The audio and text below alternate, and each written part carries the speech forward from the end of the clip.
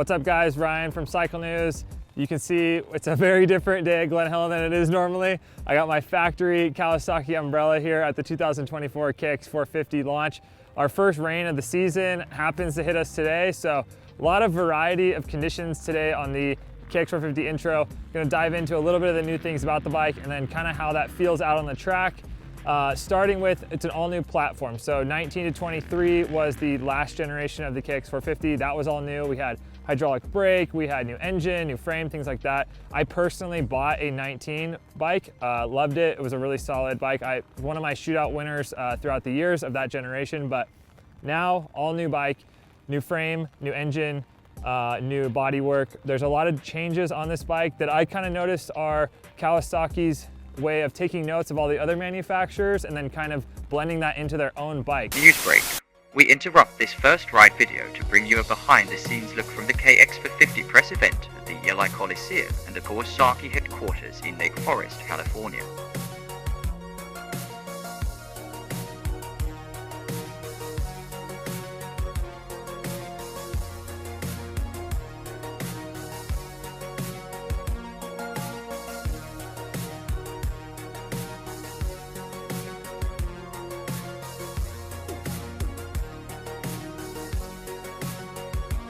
Now back to the show. So you see this new downdraft intake, center port exhaust, very similar to kind of like what the Honda's doing with that style. It's a really thin air filter that you'll see in there that mounts in really easily and has a no toolless side cover that you can take off. So again, very similar to something like the KTM.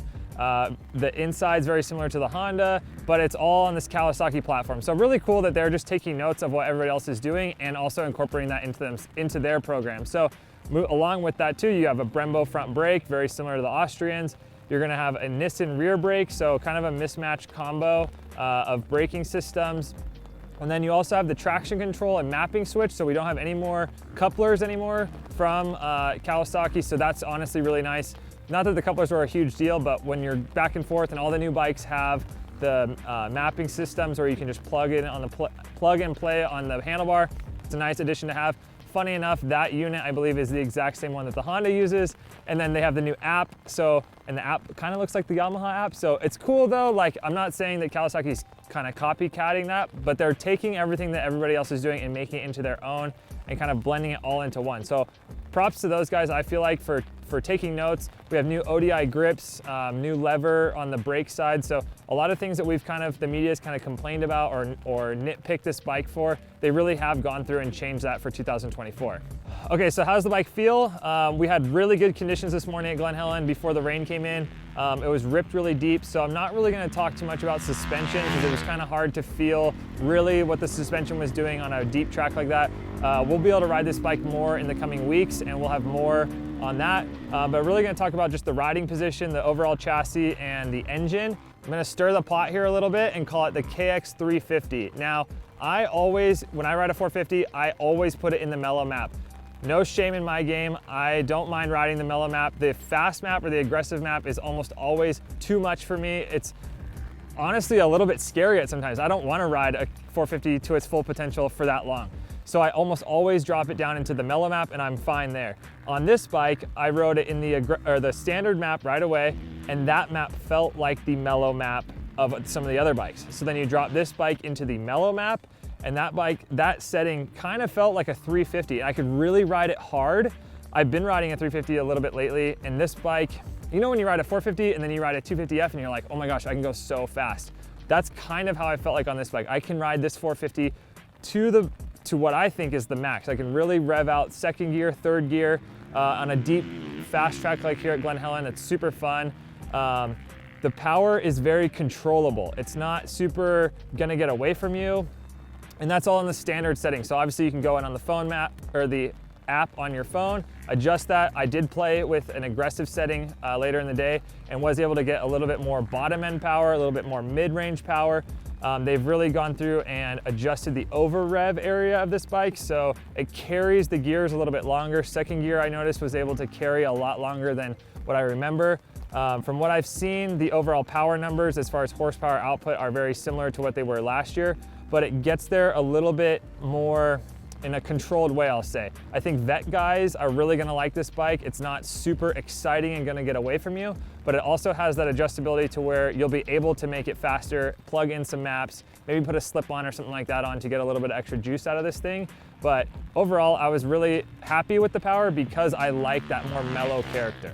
Okay, moving on to some of the other things. The overall riding position on a Kawi is super nice. You have the big square edge seat, which is super comfortable.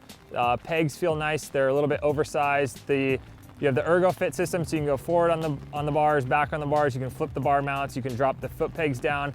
I'm 6'1", 180 pounds. I was riding it just stock. I roll the bars down a little bit and adjust my levers, and I'm good to go. A little something, the levers are new for 2024. You have a Brembo on the one side and a Nissan, the hydraulic thin lever on the other side. Kind of, if you want to be nitpicky, kind of feels the mismatchy levers. It would be nice if they were matching levers, but if you're going to put like a set of ASV-ons or a set of ARCs on, you'll have that problem solved.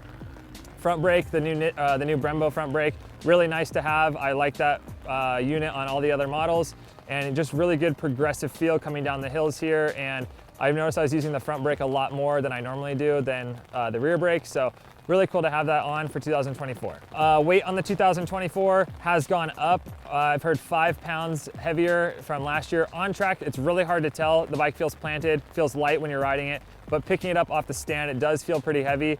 I heard 238 pounds. Not sure if that's wet or dry, but right kind of on par with some of what the other bikes are. You do feel it picking up on the stand, but on the track, it feels light, feels good. Don't think you'll notice that too much.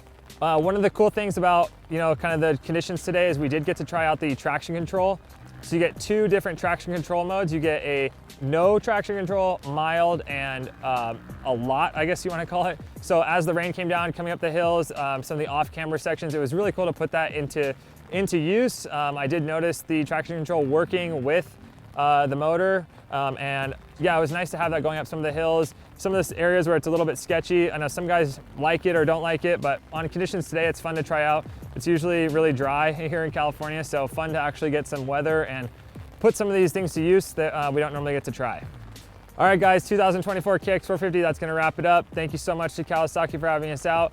Different conditions that we're normally used to, but all new bike, get to try it out and hopefully ride this bike a few more times in the near future before we go into our 2024 450 shootout, where we'll be putting this bike up against all the other models in the class. Until then, be sure to check out cyclenews.com. You'll find 50 free issues of Cycle News at cyclenews.com. Sign up your email, get it delivered straight to your inbox for free 50 times a year. Until next time, we'll catch you guys at the track. Thanks.